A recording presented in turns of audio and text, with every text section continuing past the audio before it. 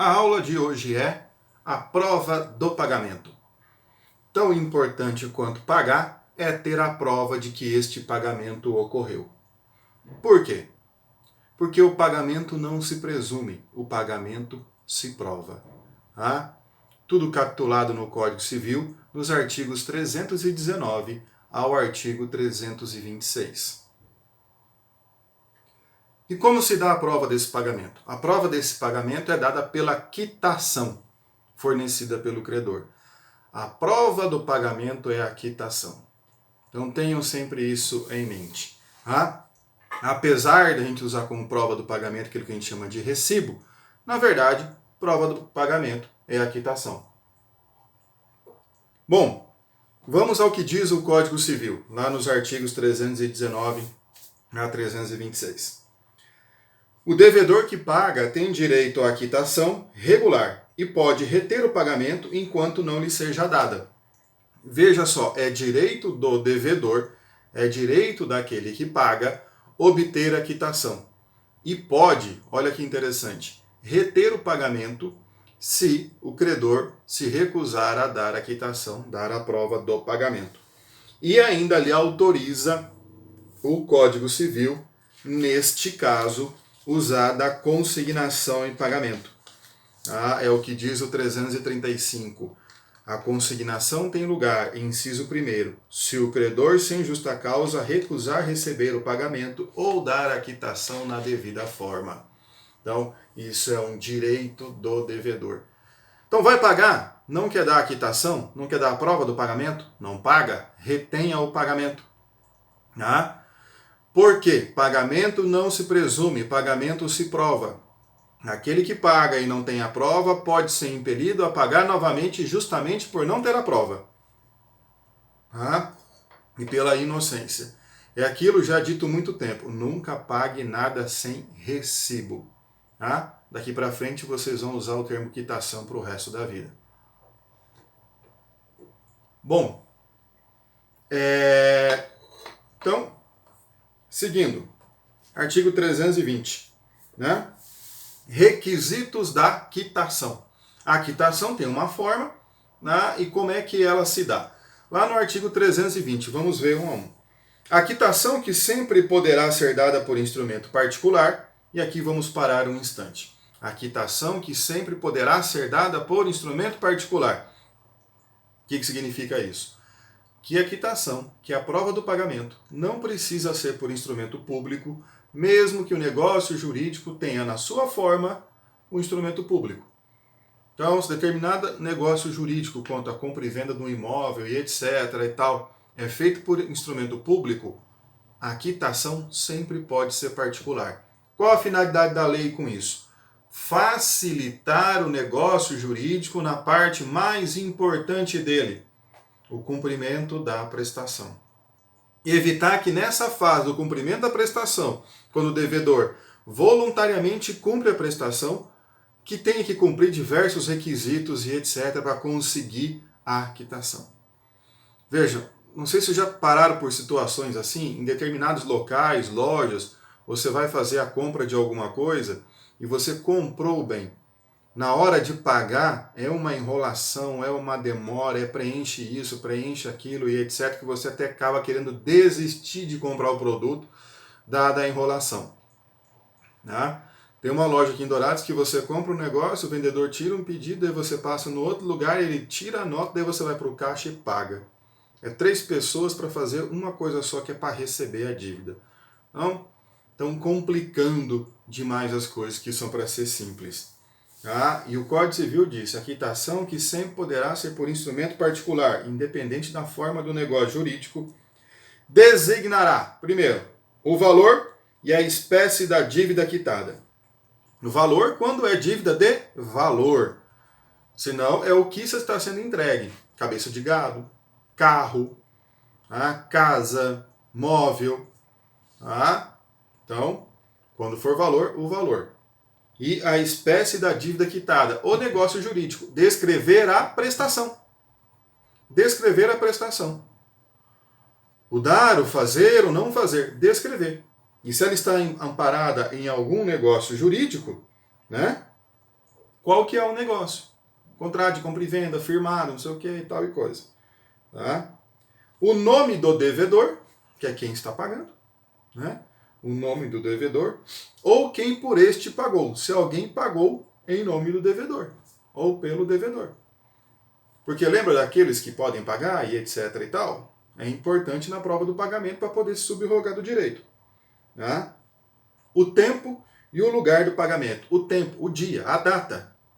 Tá? 15 de outubro, 20 de novembro. Tá? De que ano? Então, o tempo e o lugar. O lugar, o domicílio que está sendo pago. Domicílio do credor, domicílio do devedor. Tá? Ou um terceiro. Então, é aquele campo que tem lá. Ponta Porã, Mato Grosso do Sul, 10 de fevereiro de 2032. Tá? Então, o tempo e o lugar do pagamento. Com a assinatura do credor e o seu representante. Com a assinatura do credor e o seu representante. Se vocês pararem para pensar um pouquinho, só um pouquinho, não precisa forçar muito não, vocês vão ver que esses são os requisitos que estão presentes em qualquer recibo que você compra em papelaria, aquele recibinho azul da Tilibra lá. Tá? Recebi de fulano de tal a quantia de tantos reais referente a não sei o que, Ponta Porã, MS, a data, assina o credor. Pronto. São esses os requisitos. Isso preenche a quitação. Tá? Então é isso. Em alguns contratos, o termo de quitação é um pouco diferenciado, dada a especificidade da relação jurídica. Vamos dar um exemplo? O contrato de trabalho. O contrato de trabalho é um contrato do direito privado, tá? Regido especialmente pela CLT de forma supletiva pelo Código Civil e demais legislações concernentes à matéria. O artigo 477 da CLT, ele rege como é que tem que ser o termo de rescisão de contrato de trabalho, o famoso TRCT para dar a quitação. Veda, por exemplo, o pagamento complacivo, o recibo complacivo, está recebendo tanto pela rescisão. Tem que ser um recibo descritivo, saldo de salário, 13º proporcional, férias vencidas, férias proporcionais, um terço condicional sobre férias, aviso prévio, se na forma indenizada, se não o saldo, aviso prévio a receber. Todos, adicional noturno, jornada extraordinária, periculosidade, insalubridade, penosidade, tudo mais, tudo devidamente descrito nesse termo de rescisão de contrato de trabalho, né, que é um recibo diferenciado. Assim como o recibo de pagamento do salário. O empregado tem o direito, né, de quando é pago o salário, tá, ele vai assinar a quitação, o seu holerite tem que ser descrito verba por verba e etc., os descontos e o valor líquido que ele está recebendo, para que ele possa assinar. Então, a descrição ali, a lei impõe que ele seja pormenorizado item a item. Tá? Isso é importante. Mas aí, tá? Não há problema nesse sentido. Então, a quitação tem isso aí. Agora, o parágrafo único do artigo 320 tem um detalhezinho. Ainda assim, os requisitos estabelecidos nesse artigo valerá a quitação se de seus termos ou das circunstâncias resultar haver sido paga a dívida. Às vezes não está exatamente daquele jeito. Não está exatamente preenchido aqui da maneira que a lei fala, mas é possível saber. Né? É possível saber. Hoje o pagamento ele é feito em muitos negócios jurídicos, em diversos na verdade, por transações eletrônicas. Tá? Estas transações eletrônicas, elas, dependendo da natureza do negócio jurídico, elas por si só podem valer como a quitação. Nestes negócios em que o pagamento se dá por transferência eletrônica, é comum as partes colocarem no contrato, e isso é totalmente legal e possível, eu até digo recomendável, que a transferência servirá como quitação, como prova do pagamento. Vou dar exemplo em contratos de honorários, de prestação de serviço. Se estipula o valor dos honorários, e uma vez estipulado o valor dos honorários, a forma de pagamento. E o pagamento se dá por transferência eletrônica. Vamos dar um exemplo, o advogado coloca lá que pode ser feito na conta desse banco, tal, a transferência eletrônica ou o depósito naquela conta, efetuado, serve como quitação. Pronto. tá? Sem nenhum problema. Isso facilita no dia a dia, nas transações comerciais, assim, permitindo, tá, maior liberdade e uma diminuição de burocracia do cliente, às vezes, que mora em outra cidade, mora distante, ou do cliente ter que ir até o escritório da pessoa para fazer o pagamento e pegar o recibo, ou do profissional ir até a casa do cliente fazer o pagamento, pegar o recibo, entregar o recibo. Assim você facilita a vida das pessoas. Ainda mais em tempos que você tem caixas eletrônicos, lotéricas que fazem serviço bancário, correios que também são correspondentes bancários. Cada vez um número maior de pessoas utiliza internet banking, aplicativo dos bancos para fazer pagamento. Você tem meios de troca de pagamento, como o PicPay, essas fintechs todas, Banco Inter, Nubank, que facilitam tudo isso. Então, o próprio PayPal, se eu tiver uma conta no PayPal, você consegue fazer pagamentos e etc. também. Isso facilita bastante a vida no dia a dia, tornando o pagamento mais simples, mais ágil e sem a desculpa de não pude comparecer, não consegui ir, estava indo, estourou o pneu do carro, tudo. Porque a tecnologia supre esse problema. Tá? Então a quitação pode ser substituída por outros meios, desde que previsto no contrato. Né? A quitação pode ser dada até por meio eletrônico. A pessoa faz o pagamento, você confirma, manda um WhatsApp para ela, ó, beleza, recebi, tá certo, tudo certo. Né? Coloca todos esses requisitos 320 numa mensagem de WhatsApp. É isso que importa para a validade do pagamento. Não foi feito nos termos do 320, mas é possível dali presumir, então, identificar que o pagamento foi feito. Tá? Isso que é importante. O código coloca daí também, é claro, algumas presunções. Tá? 3 presunções que facilitam a prova do pagamento dispensando a quitação. Quando a dívida é representada por título de crédito e que se encontra na posse do devedor. O que é título de crédito? Um cheque, uma promissória, uma letra de câmbio, uma duplicata, tá? Uma CPR. Então, o título de crédito ele é um título representativo de uma obrigação. Ele representa a obrigação. O pagamento pode ser pela entrega do título de crédito. Então diz ali o 321. Nos débitos cuja quitação consista na devolução do título, tá? Perdido este, poderá o devedor exigir, retendo o pagamento, declaração do credor que inutilize o título desaparecido. Então, pela primeira parte, numa interpretação a contrário sensu, se você entrega o título, está quitado. Então você assinou uma promissória numa loja para alguém e etc. e tal, que é um título de crédito muito fácil de ser feito, você pode ser feito todo de próprio punho, numa folha de caderno, e tem a mesma eficácia do que um formulário comprado na papelaria, desde que tenha todos os requisitos de nota promissória. Você faz o título de crédito, ele é representativo de uma obrigação, ele é uma promessa de pagamento feita pelo devedor, entregue ao credor. Quando o credor recebe, ele entrega a promissória para o devedor. Pronto, está paga a dívida, não precisa fazer um recibo dando a quitação. Tá? A própria entrega do título de crédito corresponde à quitação. Então, a ressalva do 321 é isso, o título de crédito foi perdido. Como é que eu vou pagar? Aí, nesse caso, o devedor, para pagar, ele, além da quitação, exigir por parte do credor que dê uma declaração de que aquele título foi extraviado, foi perdido. Tá? Para não aparecer depois um terceiro ou o próprio credor querendo exigir. Então aí tem que ter uma segurança maior.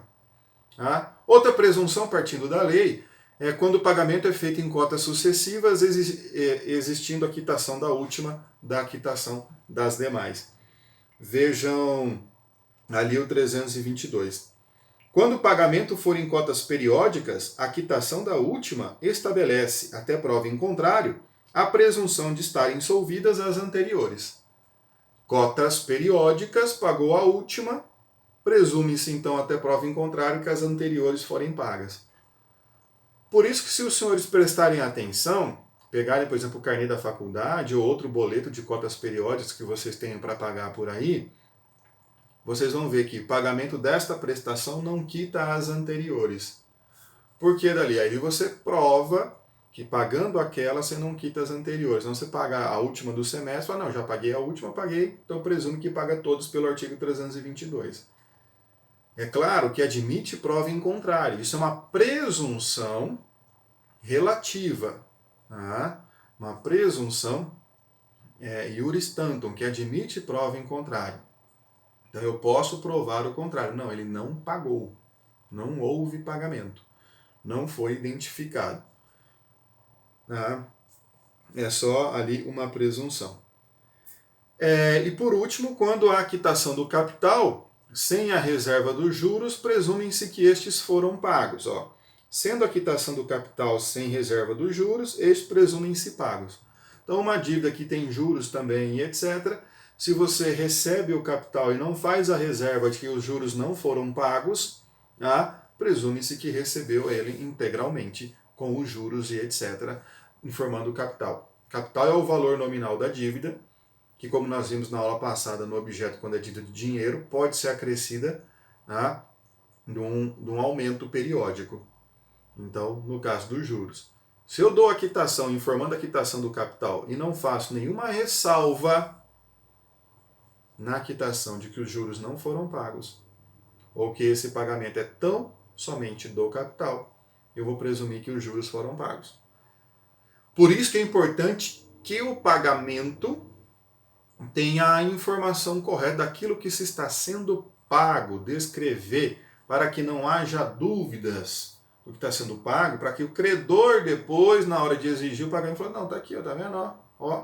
Ó, artigo 323, eu paguei os juros, está pago. Então há que tomar sempre um cuidado em relação a isso, tá? Porque senão, nesse caso, pode haver um prejuízo por conta do credor, que não se ateve a essas disposições. Tá? A entrega do título ao devedor firma a presunção do pagamento, 324, nós já falamos sobre isso, não é? E ficará sem efeito a quitação assim operada se o credor provar em 60 dias a falta do pagamento. Que entregou o título presume o pagamento, mas depois ele prova que não houve o pagamento. Agora, como ele vai provar que não houve o pagamento, aí é complicado. Ele entregou o título, já muda de figura. É o credor que tem que provar que não houve pagamento.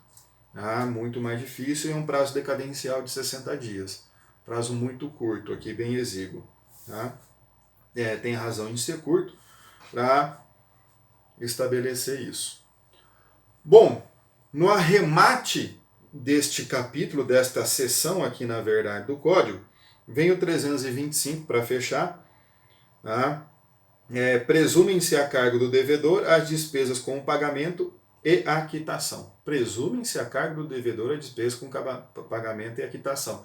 Isso significa que pode dispor de forma contrária no contrato. Mas é natural, quem paga tem que ter todas as despesas referentes ao pagamento. Combinou de fazer por transferência eletrônica. Vou fazer no banco, de repente eu vejo que tem uma taxa lá, de, sei lá, de R$8 para fazer um TED. Poxa, quem que vai pagar isso aí? O devedor. O devedor. Presume-se a cargo do devedor a despesa do pagamento e da quitação. Eu tenho que entregar a mercadoria que eu tenho que ficar de entregar. Como é que eu vou entregar? Quem vai pagar para entregar? Você, devedor. É você que tem que entregar, você que vai entregar. Mas a segunda parte do 325 diz ali, ó, se ocorrer aumento por fato do credor, suportará este a despesa acrescida.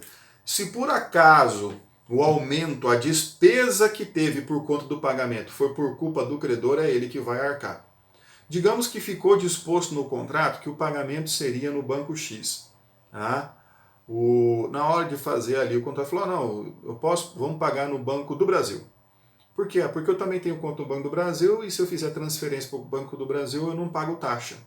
Sai de graça para mim. Né? E aí é melhor, no mesmo banco, mesmo seja CPF diferente, eu não vou pagar a taxa. Beleza? Tá tudo combinado, tá no contrato. Depois vem o credor no dia do pagamento, fechei minha conta no Banco do Brasil, não sei o que, deu problema lá, paga no Bradesco. Tá aqui a conta e etc. Faz uma transferência para o Bradesco. Vai lá o devedor pagar no Bradesco, o Banco do Brasil cobra para transferir para o Bradesco lá uma taxa lá de 5,80, chutando aqui, ou R$ 9, né? Ele pode, nesse caso, o devedor, cobrar esse valor do credor. Eu até ousaria dizer que poderia descontar esse valor dessa taxa no pagamento. Identificando o valor da taxa de transferência, tal, e depois só prova lá pela transferência, sai lá o valor da taxa cobrada. Tá? Então, essa despesa decorre daí porque foi o credor que deu causa a essa despesa e não o devedor. Então, nesse sentido. Tudo bem? E aí é importante lembrar sempre, quem paga tem direito à prova do pagamento. Pagamento não se presume, pagamento se prova. Quando pagar, busque a quitação. Essa é a aula de hoje. Tenham todos muita saúde. Sejam todos muito felizes.